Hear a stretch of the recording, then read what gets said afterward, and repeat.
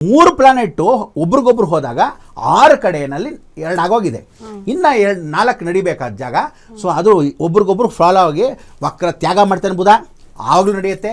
ಕುಜನ್ ಜೊತೆ ಇರ್ತಕ್ಕಂಥ ರಾಹು ಅವನು ಹೊರಡ್ತಾನೆ. ಶನಿ ಇರ್ತಕ್ಕಂಥ ಮನೆ ಸ್ಥಿರವಾಗಿರೋದು ಅಸ್ಥಿರ ಸ್ಥಳಕ್ಕೆ ಹೋಗ್ತಾನೆ. ಸೊ ಇದೆಲ್ಲ ಘಟನೆಗಳು ನಡಿಬೇಕಾದ್ರೆ ಪಾಪ ನೀವೇನಂದರೆ ಡಿಸೆಂಬರ್ ಅಂತ ಅನ್ಕೊಂಡ್ಬಿಟ್ಟಿದ್ರೆ, ಡಿಸೆಂಬರ್ ಅಂತ ಅನ್ಕೋಬಾರ್ದು, ನಮಗೇನು ಹೊಸ ವರ್ಷ ಬಂದಿಲ್ವಲ್ಲ. So ending of the year ಅಂತ ಅನ್ಕೋಬೋದು, ನಮ್ಮ ಉಗಾದಿ ಹಬ್ಬಕ್ಕೆ ಎಂಡಿಂಗ್ ಆಫ್ ದಿ ಇಯರ್ ಅಂತ ಅನ್ಕೋಬೋದು. ಒಂದು. ಎರಡನೇದು ಕೋಇನ್ಸಿಡೆನ್ಸಲ್ಲಿ ಯಾಕೆ ಹಿಂಗೆ ಅಂದರೆ, ಇದು ನೀನು ಹೇಳೋ ಪ್ರಕಾರ ಶ್ರುತಿ, ಮಾಧ್ಯಮದಲ್ಲಿ ನಾವೇನಂದಿರ್ತೀವಿ ಹೋದ ವರ್ಷ ಆಯಿತು, ಅದಕ್ಕೆ ಹೋದ ವರ್ಷ ಆಯಿತು ಅಂತ. ಆದರೆ ಇದು ಆಗೋದು ಎಲ್ಲಿವರೆಗೂ ಅಂದರೆ ಕರೆಕ್ಟಾಗಿ 11 ವರ್ಷ ಆಗುತ್ತೆ. ಸೊ ಈ 11 ವರ್ಷದವರೆಗೂ ಮಾತ್ರ ನಾವು ಡಿಸೆಂಬರ್ಲಾಯಿತು ಅಂತ. ನೆಕ್ಸ್ಟ್ ಆಗೋದೆಲ್ಲ ಏನು ಅಂದರೆ ಮೇ ಏಪ್ರಿಲ್ ಅಂತ ಅನ್ಕೋಬೇಕು. ಯಾಕೆ ಅಂದರೆ ಅಷ್ಟೊತ್ತಿಗೆ ಆ ಗ್ರಹಗಳೆಲ್ಲ ಸೂರ್ಯನ ಜೊತೆ ಕಿರಣಗಳು ನೆಕ್ಸ್ಟ್ ಇನ್ನಾಗೋ ಸಮಯದಲ್ಲಿ ಸೂರ್ಯನ ಜೊತೆ ಆಗುತ್ತೆ. ಆಗ ಬೆಂಕಿ ಅಪಘಾತಗಳು, ಹೆಂಗಸರ ಜಾಗ್ರತೆ ಹುಷಾರು ಅಂತ ಹೇಳ್ತೀವಿ, ಫೈರ್ಗಳು, ಆಮೇಲೆ ಗ್ಯಾಸ್ ಪ್ರಾಬ್ಲಮ್. ನಾನು ಯಾಕೆ ಇವತ್ತೇ ಹೇಳ್ಬಿಟ್ಟಿದ್ದೀನಿ, ಬರ್ಕೊಂಬಿಡು ಶ್ರುತಿ, ಇನ್ನೊಂದು ಹೇಳ್ತೀನಿ ಗ್ಯಾರಂಟಿ ಮುಖಾಂತರ, ಅದು ಗ್ಯಾರಂಟಿ ಕೊಟ್ಬಿಡ್ತೀನಿ. ನೀವೆಲ್ಲ ದಯವಿಟ್ಟು ಈ ಪೈಪ್ಲೈನಲ್ಲಿ ಗ್ಯಾಸ್ ಏನು ಮಾಡ್ತಾ ಇದ್ದೀರಾ, ದಯವಿಟ್ಟು ಅದನ್ನು ಆದಷ್ಟು ಬೇಗ ನಿಲ್ಲಿಸಿ. ಸೇಫ್ಟಿ ಗಾರ್ಡ್ ನೀವು ನೋಡದೇ ಇದ್ದರೆ ಮುಂದೆ ಇದೆ ಮಾರಿ ಹಬ್ಬ, ಗ್ಯಾರಂಟಿ ಬರೆದಿಟ್ಕೊಳ್ಳಿ. ಏನು ಅಂದರೆ ಒಬ್ಬ ಮನೆ ಗ್ಯಾಸು ಆಫ್ ಮಾಡ್ಬೋದು, ಎಲ್ಲ ಪೈಪ್ಲೈನ್ ನೀವು ಆಫ್ ಮಾಡೋಕ್ಕಾಗಲ್ಲ. ಅಪಾರ್ಟ್ಮೆಂಟ್ ಹೋಲ್ಸೇಲಾಗಿ ಬೆಂಕಿ ಅಂಟ್ಕೊಳ್ಳೋಕ್ಕೆ ನೀವೇ ಸಾಕ್ಷಿ ಆಗ್ತೀರಾ.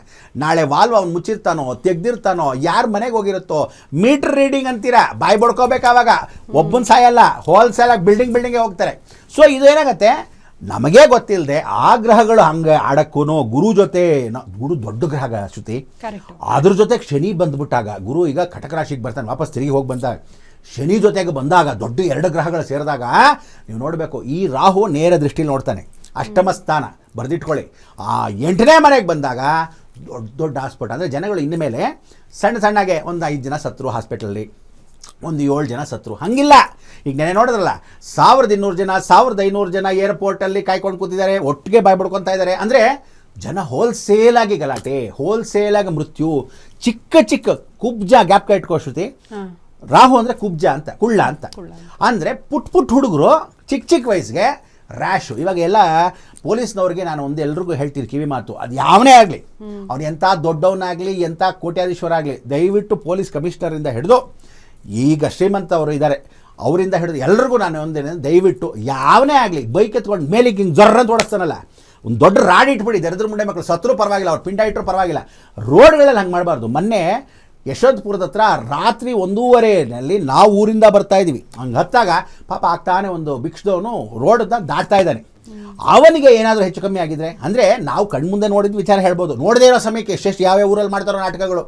ಬೆಳಗಾಮಲ್ಲೇ 12:30 ರಾತ್ರಿಲಿ ಕೂತ್ಕೊಂಡು ಕಾರ್ನ ಪಕ್ಕದಲ್ಲಿ ವೀಲಿ ಮಾಡ್ತಾ ಇದ್ದಾರೆ. ಈ ಕಾಲೇಜ್ ಹುಡುಗಿರು ಕೂಡ ನಾನು ನೋಡಿದ್ದೀನಿ, ಈ ದರಿದ್ರ ಮುಂಡೆಯವರು ಎಲ್ಲರೂ ಒಂದಷ್ಟು ಜನ ಕಾರ್ ಮೇಲೆ ಕುಡ್ಕೊಂಡು ಕೂತಿದ್ದಾರೆ. ಹುಡುಗರು ಕೂಡಲ್ಲ, ಹುಡುಗಿರು ವೀಲಿ ಮಾಡ್ತಿರೋದು ಹುಡುಗಿರು. ಅಂದರೆ ಬೆಳಗಾಮಲ್ಲಿ ನಾನೇ ನೋಡಿದ ಹಾಗೆ ಮೇನ್ ರೋಡಲ್ಲಿ ನಾನು ಸೌದತ್ತಿ ಎಲ್ಲಮ್ಮನ ಮುಗಿಸ್ಕೊಂಡು ಬೆಳಗಾಮಿಗೆ ಹೋಗ್ತಾ ಇದ್ದೀನಿ ಕಾರ್ಯಕ್ರಮಕ್ಕೆ. ಇದಾಗಿದ್ದು ಬರೀ 15 ದಿವಸದಲ್ಲಿ. ಇದೆಲ್ಲ ಯಾಕೆ ಹೇಳ್ತಿದ್ದೀನಿ ಅಂದರೆ ಅನುಭವಕ್ಕಿಂತ ದೊಡ್ಡದಿಲ್ಲ. ಸೊ ಹೀಗೆ ಈ ಕಾಲದಲ್ಲಿ ಹುಡುಗರಾಗಲಿ ಹುಡುಗಿರಾಗಲಿ ಒಂದೊಂದ್ಸಲಿ ಏನಾಗುತ್ತೆ ಅಂದರೆ ಇವರೆಲ್ಲ ಗುಂಡಿಟ್ಟು ಶೂಟ್ ಮಾಡೋದು, ಟೆರರಿಸ್ಟ್ಗಳು ಭಯ ಪಡಲ್ಲ, ಇಂಥವ್ರುಗಳೇ ಹಾಳು ಮಾಡ್ತಾರೆ. ಇಂಥವ್ರನ್ನ ತಂದೆ ತಾಯಿಗಳು ಶಿಕ್ಷೆ ಮಾಡದೇ ಇದ್ದರೆ ಬೇರೆ ಊರಿಂದ ಬಂದುಬಿಟ್ಟು ಇವ್ರನ್ನೆಲ್ಲ ಹಾಳು ಮಾಡಿದಾಗ ನಮ್ಮ ಸಂಸ್ಕಾರಗಳು ನಮ್ಮ ಆಚರಣೆಗಳು ಹಾಳಾಗತ್ತೆ. ಆಮೇಲೆ ಎಲ್ಲ ವೀಕ್ಷಕರಿಗೂ ನಾನು ಹೇಳೋದು ಒಂದು ಶ್ರುತಿ, ಎಲ್ಲರಿಗೂ ಗ್ಯಾರಂಟಿ ಮುಖಾಂತರ ಒಂದು ಹೇಳ್ತೀನಿ ಅಂದರೆ, ಈ ನಡುವೆ ಆಡು ಭಾಷೆ ಮಾತಾಡೋದು ಕಷ್ಟ ಆಗ್ಬಿಡುತ್ತೆ. ರಾಹು ಅಂದರೆ ವಾಕ್ಚಾತುರತೆ, ಕೇತು ಅಂದರೆ ವಾಕ್ಚಾತುರತೆ. ಈ ಆಡು ಭಾಷೆಯಲ್ಲಿ ಕೆಲವೆಲ್ಲ ನಾವು ಹಳೇದು ಹೇಳಿದ್ವಿ ಅಂತ ಇಟ್ಕೋ, ಅಯ್ಯೋ ಟ್ರೋಲ್ ಮಾಡ್ತಾರೆ, ಇಲ್ಲದೆ ಅವರು ಕೇಸ್ ಹಾಕ್ಬಿಡ್ತಾರೆ. ನಾಳೆ ನೀನು ಕಳ್ಳ ಅನ್ಬಾರ್ದು, ಕಳ್ಳನು ಕೇಸ್ ಹಾಕ್ಬಿಡ್ತಾನೆ, ಕಳ್ಳ ಅಂದ್ಬಿಟ್ರು ನನ್ನ ಅಂತ ಇಂಥೆಲ್ಲ ಪದಗಳನ್ನ ಉಪಯೋಗಿಸಿದಾಗ, ಅನ್ಯಥಾ ನಾವುಗಳನ್ನ ಆಡು ಭಾಷೆಯಲ್ಲಿ ಮಾತಾಡಿದ್ರು ಗ್ಯಾರಂಟಿ ಮುಖಾಂತರ ನಿಮ್ಗಳಿಗೂ ಹೇಳೋದು, ನಾನು ಮೊದಲೇ ಎಲ್ಲ ಮಾತಾಡ್ತಿರ್ತೀನಿ, ಆಮೇಲೆ ಅದನ್ನ ಹಾಕ್ಕೊಂಡು ರುಬ್ಬಿ ಇನ್ನೊಂದು ಕಡೆ ಬಂದು ಗುರುಗಳೇ ಈ ಥರ ಮಾತಾಡ್ಬಿಟ್ರು, ಬ್ರಹ್ಮಾಂಡಗಳಿಗೆ ಮಾತಾಡ್ಬಿಟ್ರು ಅಂತ. ಅನ್ಯಥಾ ಬೇರೆಯವ್ರಿಗೆ ಏನಾದರೂ ಹರ್ಟ್ ಆಗಿದ್ರು ಬೇಜಾರು ಮಾಡ್ಕೋಬೇಡಿ, ಅನ್ಯಥಾ ಕ್ಷಮಿಸಿ, ಬೇಜಾರು ಮಾಡ್ಕೋಬೇಡಿ. ಆದರೆ ವಿಚಾರಗಳೇನೆಂದರೆ ಮುಂದಿನ ದಿನಗಳು ಹೆಂಗೆ ಅಂದರೆ, ನಾಲಿಗೆ ಅಂದರೆ ಕೇತು. ಸೊ ದೊಡ್ಡವನ್ನ ಚಿಕ್ಕವನ್ನ ಭಯಂಗಿಲ್ಲ, ತಂದೆ ತಾಯಿಗಳು ಭಯಂಗಿಲ್ಲ, ಒಟ್ಟಾರೆ ಕುಟುಂಬಗಳು ಛಿದ್ರವಾಗುತ್ತೆ, ವಯಸ್ಸಾದ ಮೇಲೆ ಗಲಾಟೆಗಳು ಗೊಂದಲಾಗುತ್ತೆ. This is all. ಈಗ ಡಿಸೆಂಬರ್ ಇಸ್ ಡೇಂಜರ್ ಅನ್ನೋ ಥರ ನೀವು ಹೇಳಿದ ಹಾಗೆ ಹೊಸದಾಗಿ ಜನರೇಷನ್ ಅಂತ ಹೇಳ್ತಾರಲ್ಲ, ಆ ಜನರೇಷನ್ನೇ ಮಾರಕ ಆಗುತ್ತೆ ಗ್ಯಾರಂಟಿ. ಅದಕ್ಕೆ ನಾನು ಎಲ್ರಿಗೂ ಹೇಳೋದು, ಸ್ಪೀಡ್ ಬೇಡ ದಯವಿಟ್ಟು ಇನ್ನು ಮೇಲೆ. ಆಮೇಲೆ ಎಲ್ಲ 9 ಇಸ್ ಡೇಂಜರ್, ಜ್ಞಾಪಕ ಇಟ್ಕೊಳ್ಳಿ. 19 29, 39, 49, 59, 69, 79, 89, 99 ಈ 9ಗಳಿಗೆ ನಿಮ್ಮ ಗಂಡಾಂತರ ಗ್ಯಾರಂಟಿ. ಅದು ಶ್ರುತಿ ಹೇಳ್ಬಿಟ್ಟಿದ್ದೀವಿ. ಇದ್ರ ಕಾರ್ಯಕ್ರಮ ಹಳೆ ಮಾಧ್ಯಮದಲ್ಲಿ ಮಾಡಿದ್ವಿ. ಯಾಕೆ ಅಂದರೆ ಈಗಲೂ ನಾನು ಯಾಕೆ ಗ್ಯಾರಂಟಿ ಮುಖಾಂತರ ಹೇಳ್ತಿದ್ದೀನಿ ಅಂದರೆ, ಎಲ್ಲರೂ ಜ್ಞಾಪಕ ಇಟ್ಕೊಳ್ಳಿ, 9ನಲ್ಲಿ ಸಾಯ್ತಾರೆ, ಶತಸಿದ್ಧ. ನೀವು 9 ಬಂದ ತಕ್ಷಣ ಹುಡುಗಿಗಾಗಲಿ ಹುಡುಗನಿಗಾಗಲಿ ತಂದೆಗಾಗಲಿ ಅಜ್ಜಿಗಾಗಲಿ ತಾತನಿಗಾಗಲಿ ನೋಡಿ, ಸುಷ್ಮಾ ಸ್ವರಾಜು 59, ಜಯಲಲಿತಾ 69, ಅರುಣ್ ಜೇಟ್ಲಿ 59, ಮಹಾರಾಜರು ಶ್ರೀಕಂಠ ದತ್ತ ಒಡೆಯರು 69, ಹೀಗೆ ವಾಜಪೇಯಿ 89. ಒಬ್ಬೊಬ್ಬರು 9ನಲ್ಲಿ ಒಬ್ಬ ಮನುಷ್ಯ ಸಾಯಬೇಕು ಅಂದರೆ ಗಂಡಾಂತರ. ಸೊ ಅದನ್ನು ನಾವು ಆಟಮಿಕ್ ಏನು ಮಾಡ್ತೀವಿ, ಮೃತ್ಯುಂಜಯ ಶಾಂತಿನ ಅಥವಾ ಎಣ್ಣೆಯನ್ನು ವಿಶೇಷವಾಗಿ ಮುಖ ನೋಡಿಕೊಂಡು ಕರೆಕ್ಟಾಗಿ 9 ದಿವಸ ಆ ಎಣ್ಣೆನ ಮುಖ ನೋಡಿಕೊಂಡ್ರು ಎಳ್ಳೆಣ್ಣೆನ ಕಬ್ಬಿಣದ ಬಾಂಡ್ಲಿ ನೋಡಿಕೊಂಡು ಎತ್ಕೊಂಡು ಹೋಗಿ ಈಶ್ವರನಿಗೆ ಮೃತ್ಯುಂಜಯನಿಗೆ ತೂಗು ದೀಪದಲ್ಲಿ ಹಚ್ಚಬೇಕು ಅಂತ. ಆವಾಗ 10 ವರ್ಷ ಒಂದು ಗಂಡಾಂತರ ಪಾರ ಮಾಡ್ತಾನೆ, ಗ್ಯಾರಂಟಿ ಶತಸಿದ್ಧ. ಅದಕ್ಕೆ ಆ 9ಗಳಲ್ಲಿ ಯಾವಾಗ ಒಂದು ಹುಡುಗಿಗೋ 9 ಬಿದ್ದುಬಿಡ್ತೋ, 19ರಿಂದ 99ವರೆಗೂ ಬೀಳುತ್ತೋ, ದಟ್ ಈಸ್ ಡೇಂಜರ್.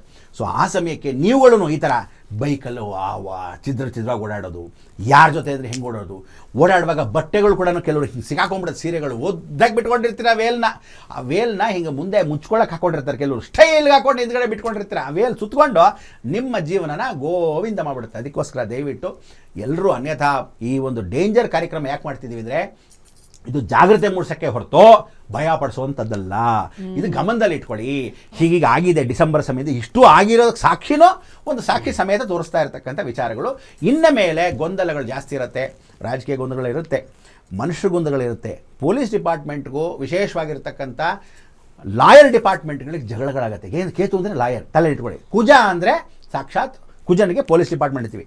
ಕುಜನ್ ಜೊತೆ ಕೇತು ಬರ್ತಾನೆ, ರಾಹು ಹೊಟ್ಟೋಗ್ತಾನೆ, ಈಗ ನೇರ ದೃಷ್ಟಿ ನೋಡ್ತಾನೆ, 6ನೇ ಮನೆ ಶತ್ರುಸ್ಥಾನ.